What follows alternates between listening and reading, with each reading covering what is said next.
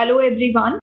Today we'll be discussing about a very important component of the UPSC examination, the game changer I would say, that is the answer writing. Now we have been getting a lot of requests regarding how to write an answer, and on my Telegram group also you have been some of the students have been sending us answers. So we thought of making a video which provides you kind of guidelines to how to form your answer, which frameworks to use, and what important points you need to take care while you are writing an answer. Now, why is answer writing important? Now, time and again, you must have heard from the toppers, from your teachers, that answer writing is very important.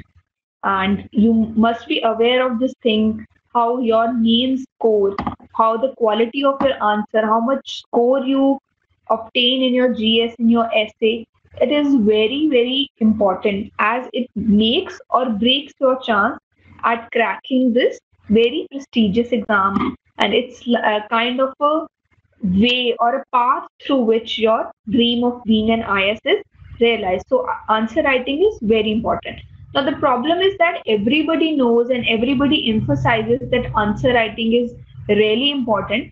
But the problem is that we don't know how to start an answer, what important points we need to take care while writing an answer, what frameworks to use, how the answer writing in all of the core paper differs.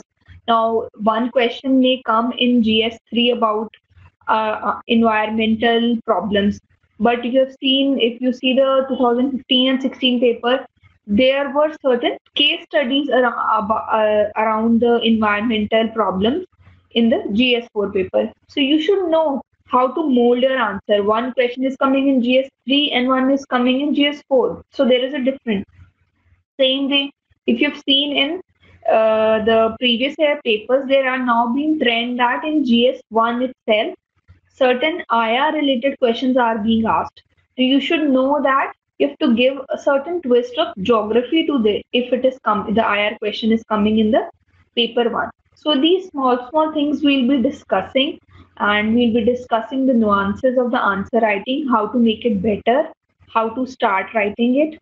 So let's get started. Now, the first question is how to write an answer.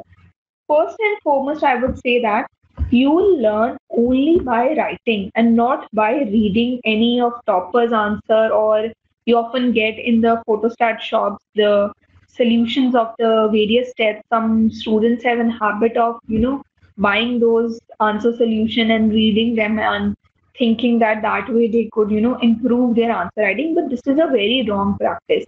And there are many students also which who are afraid to start writing, who see their peers answer and they are afraid that the quality won't match with the answers which the other aspirants are writing. But you shouldn't worry about this thing. If you are, like, for example, starting in October, your October 2018, your mains will be in October 2019. So you have ample amount of time, almost an year, 365 days. Even if you start writing one answer a day, you will be almost attempting 365 questions. So you can see, if you are writing 365 questions, there is a very, very less chance, you will perform badly in the mains examination. So the only way out is start writing answers. Write a pathetic answer, write the most worst answer possible, but still it's better than not writing an answer. So take out your paper and your pen and start writing any answer from any of the platform you come across. So writing the answer is the first and foremost step of going towards the answer writing technique. Now, second is that you can make a lot of strategies that you will write like this.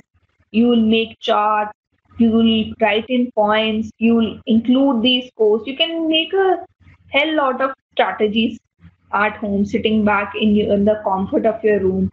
But every strategy, please mark this thing, every strategy will go out of the window during examination because it is a high stress time. You just have 9 minutes, almost 9 minutes to write 150 words for the questions you would have never heard of, or obviously not all of the question are never heard of, but the style of the question would be different to the questions you have attempted in the mock examination, or you have done the daily writing answer practices from any of the platform.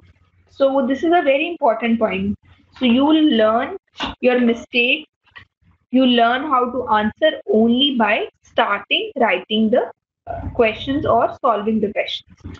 Now, thirdly, students often, or the aspirants often ask us that, my English is not very good, my handwriting is not very, pleasable, or it's not very nice. So, how should I improve them?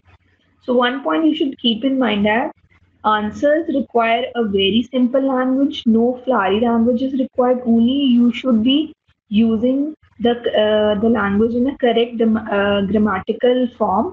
There should be no grammatical mistakes. There should be no spelling mistake.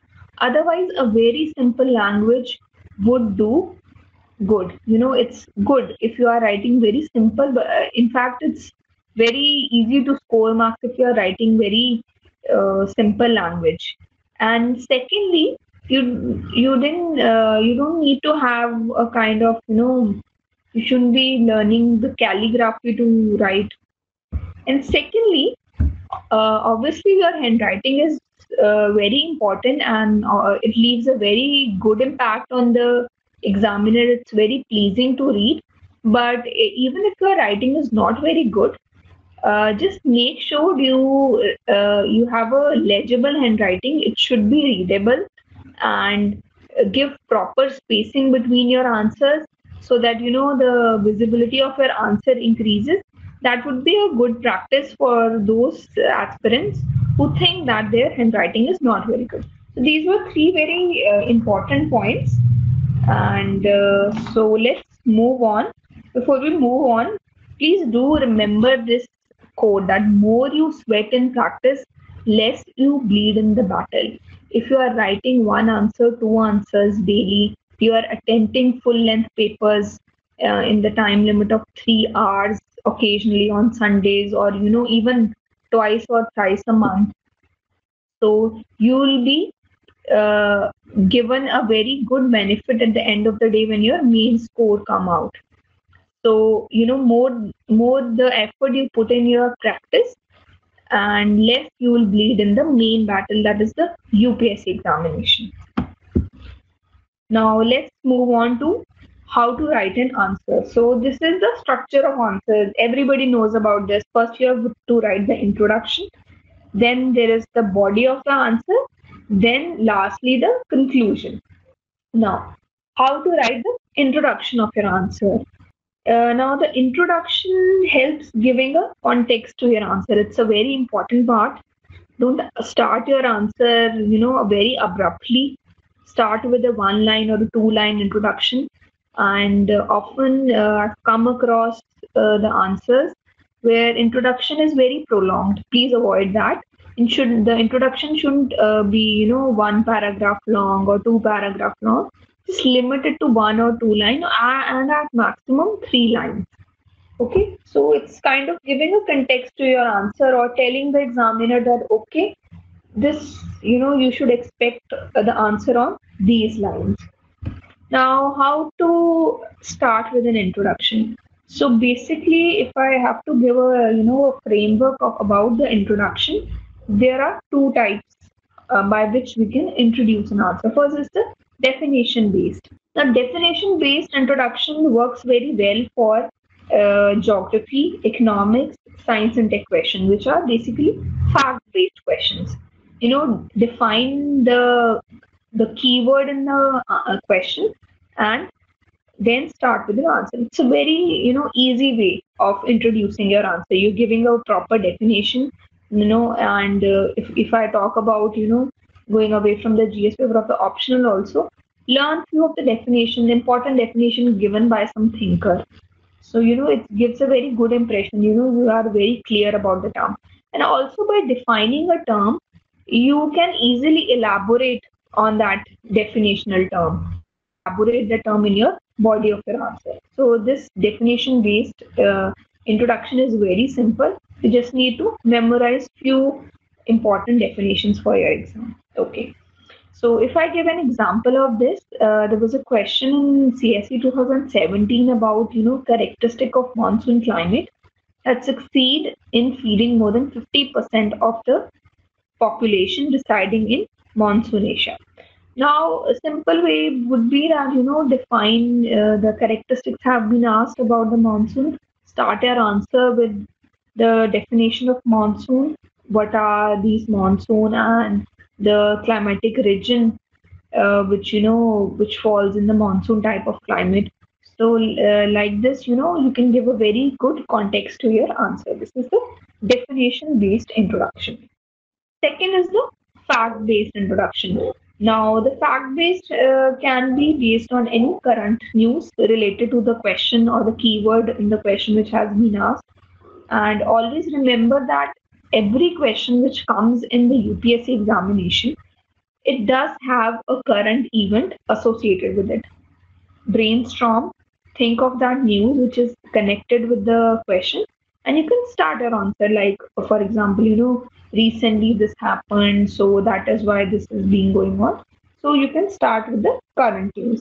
Secondly, there are many committees, many parliamentary committees, or any such committees, which are set up for finding some of the facts about the topic. Like, for example, there is a very famous committee, MS Swaminathan Committee in Agriculture. And so you can have some of the few points out of it. So if any question comes from agriculture, you can start your answer with, quoting that committee, and it gives a very, validity to your answer. A credible, the answer becomes very credible if you are quoting some committee report. And thirdly, there can be certain kind of surveys like, the National Family Health Survey. It has given the facts and figures about malnutrition, stunting, and wasting. So, if any question comes around malnutrition, you can start with the finding of, the National Family Health Surveys statistics, or you can quote the census if there is certain question about demography. So, likewise, you can start with a fact.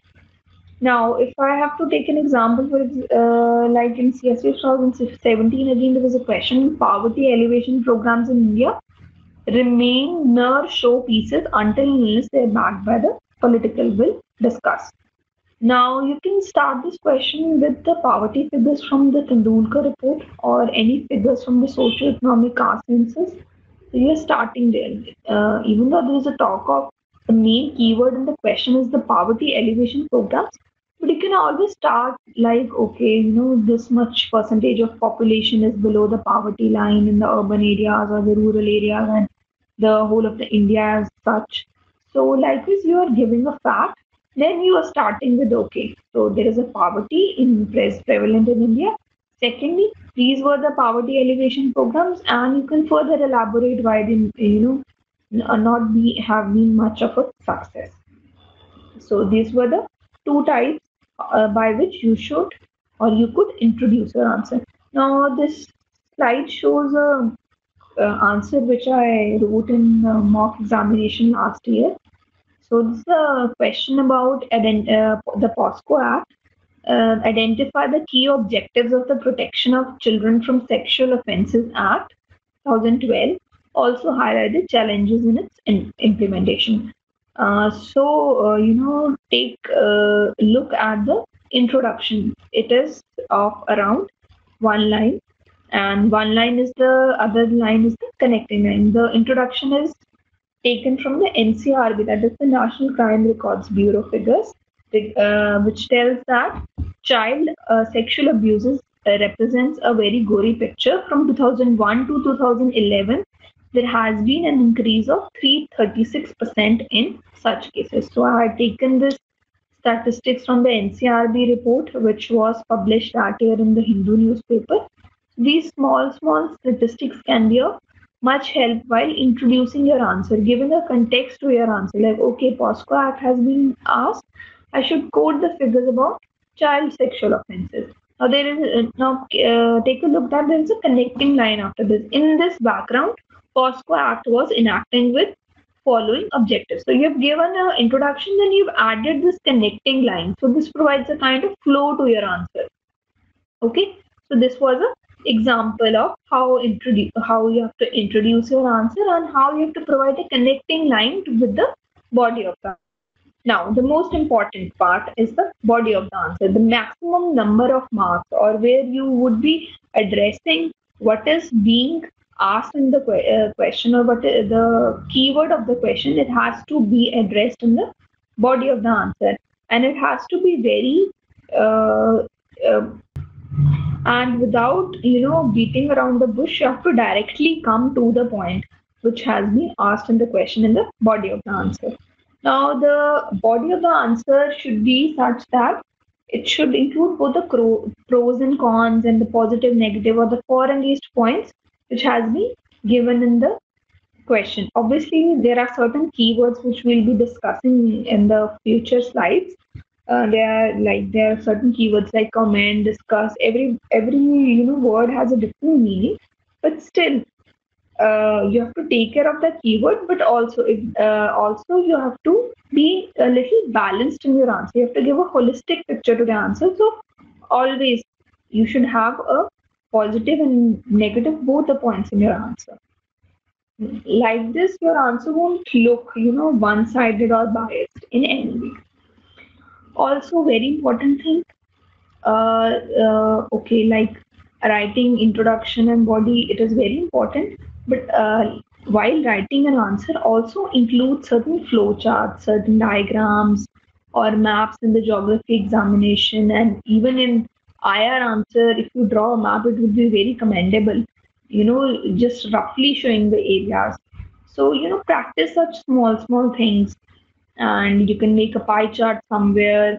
You can show the certain like for example, if you have been asked about there was a question about stem cell in 2017. So I made a diagram about the whole cycle of the stem cell technique in a a circular flow chart, so you can show that. And sometimes also, if you'll see, like you are running short of time, there is this is your last question or the second last question, and you do not have much time to write in that answer, it's very advisable that you quickly draw some flowcharts and complete your answer.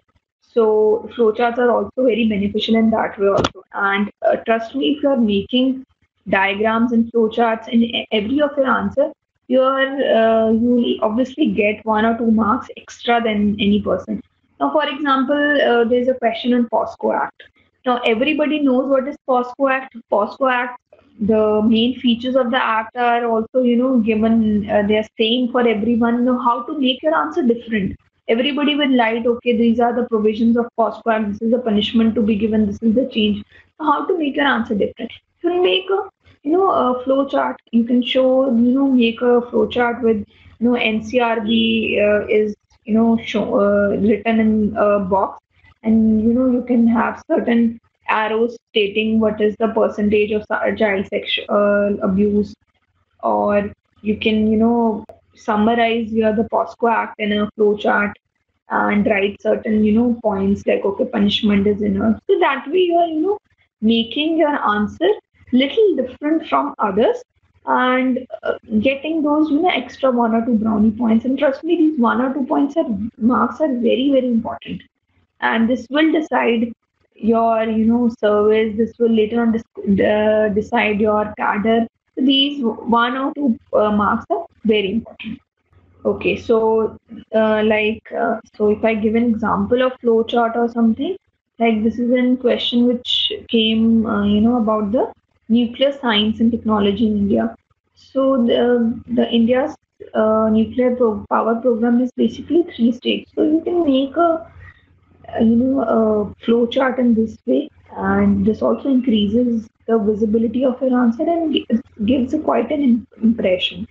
And mind you, only and only if you are practicing these flowcharts in your mock answer papers or in your daily writing challenges, then only you will be able to replicate themselves in the mains examination.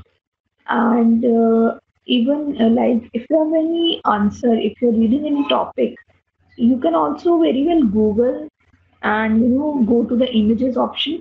You can have certain flowcharts and diagrams about that certain topic. Certain newspapers give some infographics about an certain topic, so you can search also while you are reading. So these flowcharts should be included in the mark answer or your notes also, so that you can replicate. Now, so to give an example how to use flowcharts, so this is a question which I've written in one of the mock examinations. It was about the IPR policy. So you can see how I have made this diagram about the IPR policy, and the seesaw I've made. I've marked the IPR policy, and then I have shown that how it is balancing the innovation and creation, and secondly it is balancing with the public interest and the health.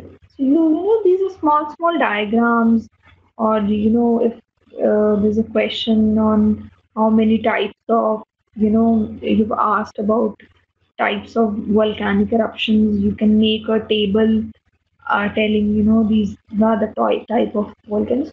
Simple charts, simple diagrams, and it provides a very good impression. And also take a look at this answer.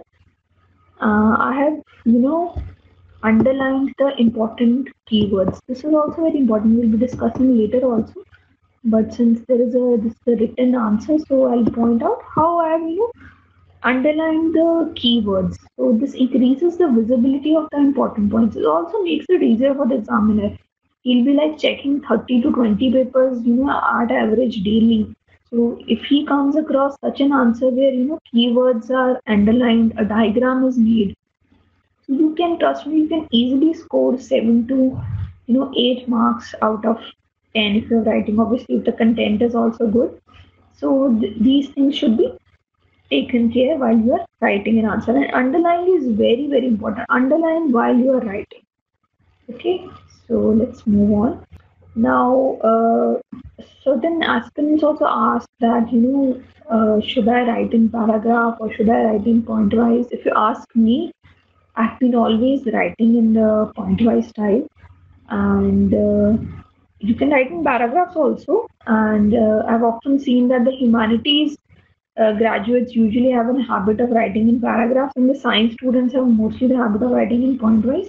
So whatever suits you, but still I would be a little partial towards the point-wise style, because writing in point increases the visibility of your answer, and the visibility of the answer is the whole game in the UPSC mains. You are underlining things, you are making flowcharts, you are making diagrams, and then again if you're writing in points, you're easily, the examiner can distinguish that, okay, you've, this is a 10 marker question, you've written 10 points, okay. So at least you'll give a half a mark for each of the points you have given.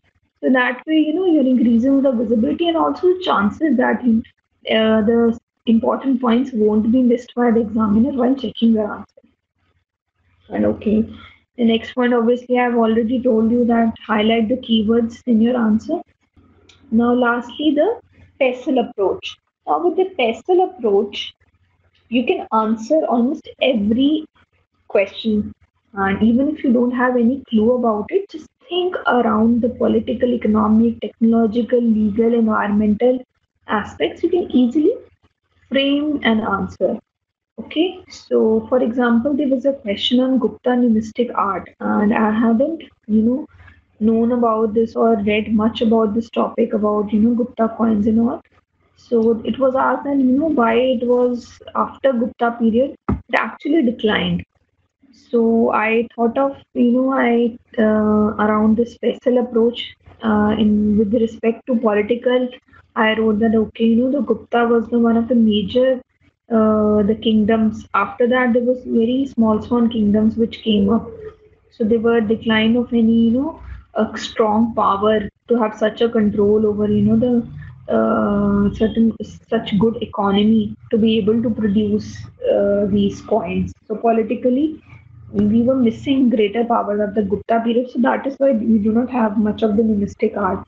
And secondly, from economic point of view, the trade was in a declining rate. If you have read the ancient history in the old NCRT, it says that after the Gupta period, the urban centers declined. There was decline in the trade. So that is why also the coin. So you can see that even if you are not aware, you've not read about, if you brainstorm around this special approach, you can easily find points. And so this is a very helpful approach.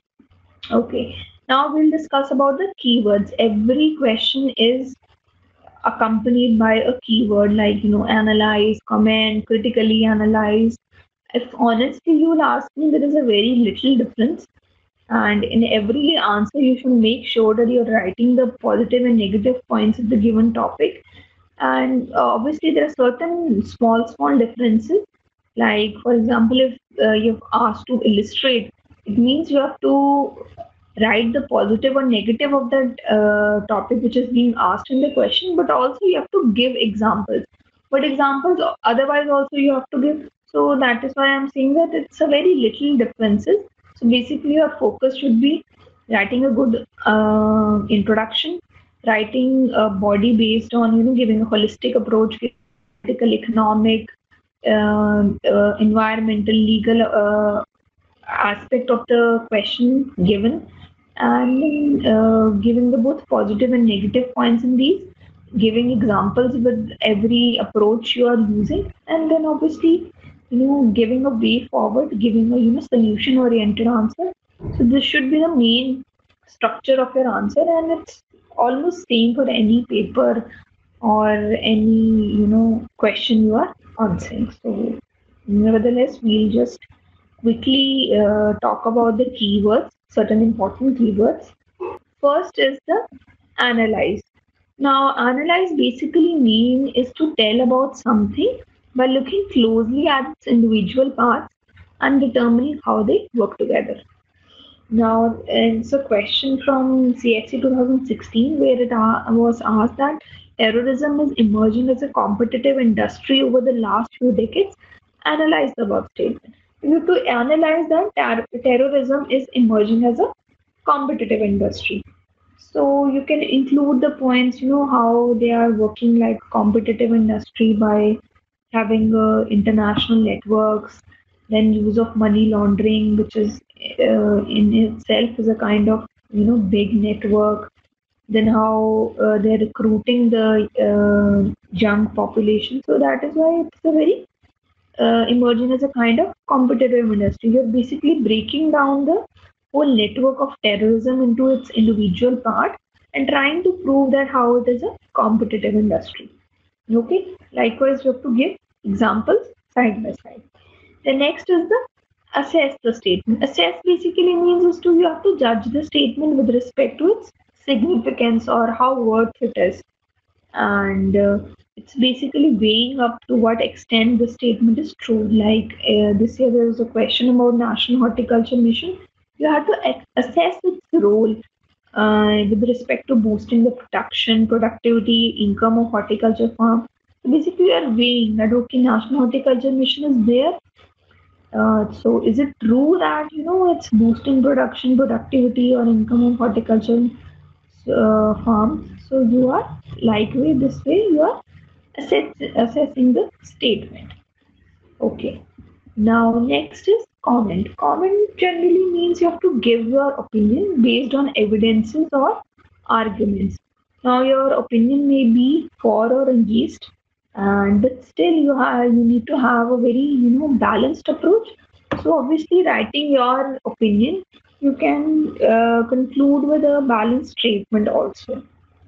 For example, in 2018 question, there was a question regarding, where you've been asked that access to affordable, reliable, sustainable, and modern energy is sine qua non to the achieving of the sustainable development goal. Comment on the progress made in India in this regard. Now, you have not been asked about, how the modern sustainable energy is there, how many percentages in the solar, etc. You have to ask me to comment about this thing that okay, to achieve this sustainable development goal, this clean energy, this modern sustainable energy is very important. You have to comment on this statement. You have to tell how. If you think yes, it is very important, you have to give certain points that okay, this is important because number one this, number point two this, number point three this. So likewise, you are giving your opinion about one statement which is being given. Now, the third is about the critically analyzed, or they can be critically examined or critically comment. There's a very little difference in all. And this just means that you have to analyze this means that just analyze with both the pros and cons and give a very fair, unbiased, or value loaded judgment. Okay, so you have to give a conclusion, a way forward also with this critically analyzed keyword. So this is a question which has been asking about agriculture subsidy. So you have to critically analyze the agriculture subsidy regime. So you can tell how it is helping the farmers. It's helping them to giving them safety wall against any quick price rises or any of the they can uh, buy their implements or their seeds with these subsidies, and it makes this whole agriculture system very sustainable, not profitable I would say, but just a kind of sustainable for them. And if you have to give the negative points, you can say the growing of the crops becomes very subsidy dependent. And for example, if we see in the case of MSPs, because MSP is being given mainly for the the wheat and the rice, the prices are higher. So the our agricultural growth has become skewed towards these two crops only, and others have suffered. And likewise, you can further elaborate the answer. So you give them both positive and negative points, and at the end of the day you can give a way forward. How would we do, like how could we phase out? Okay, subsidies are important, but how could we phase out, and how could we make sure that the farmer doesn't become very dependent on these, or certain crops are totally neglected and horticulture suffers and only food crops are grown. So like this way you can write your answer if critically analyze, examine, or comment counts. This is a very simple keywords. Compare means you have to give both the similarities and dissimilarities about the keyword given in the question. Then contrast is similar to compare, but basically you have to concentrate on the dissimilarities. Now discuss. Now discuss is a very popular keyword which is almost used very usually by the UPSC. Half of the question would be about discuss. Again, you have to make a case for both pro and cons according to the form of question and reach at a valid conclusion. Now, if you see more or less in every keyword, like I've discussed before, beginning with all the keywords, you have to give the pros and cons and then a balanced conclusion. So more or less all the keywords are pointing towards this only, with just minor changes. Now, examine. Examine means basically to look in close detail and establish key facts and important issues surrounding a topic.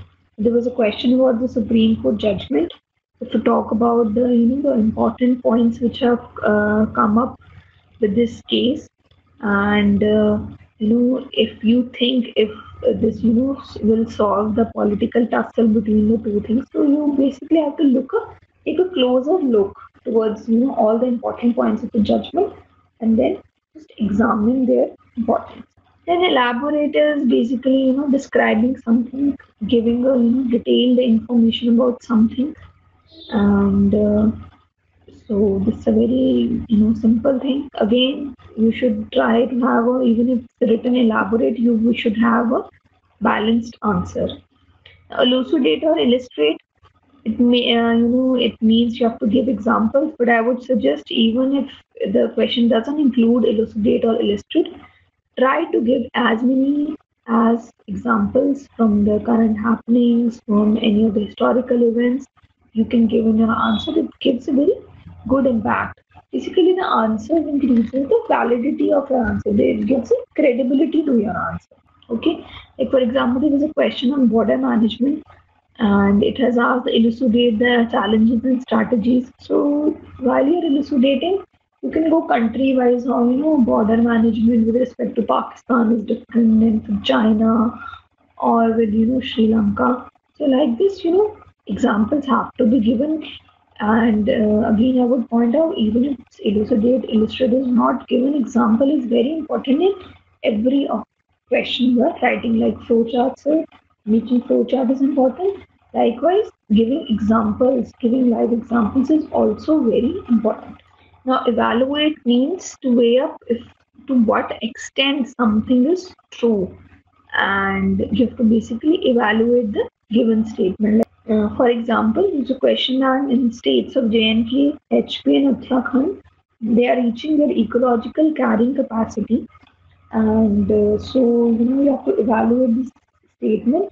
So while you're evaluating, you have to tell how it is reaching its ecological carrying capacity due to tourists coming. There's new infrastructure being made in form of hotels, or the roads are being made, so it's kind of putting a pressure on its natural resources.